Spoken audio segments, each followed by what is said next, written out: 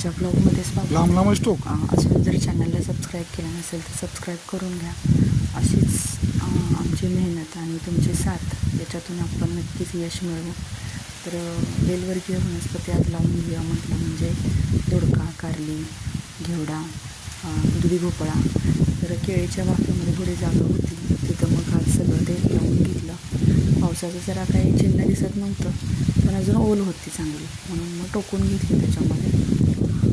त्यानंतर थोडेसे शेतातली कामं इतर पण केली त्यासोबतच. आणि दुपारी 4-5च्या दरम्यान मग शेतातून आम्ही निघालो. पण येताना लक्षात आलं की घरामध्ये पत्र्याचे डबे आहेत रिकामी आणि त्याच्यामध्ये आपण छान रोपं लावू शकतो, म्हणजे देवाला पूजेसाठी फुलं तरी किमान होतील. आणि मग हे ठीक घेतलं, लागवडीचं होतं ते. आणि त्याच्यामध्ये अर्धा पिकं इथली शेतातलीच माती घेतली. आणि कारण ह्याच्यामध्ये खत पण घातलेलं होतं, त्यामुळे नवीन खत घालायची गरज नाही. तर तुम्हाला दाखवेन मी नेक्स्ट व्हिडिओमध्ये की कशा पद्धतीने मी डब्यांच्या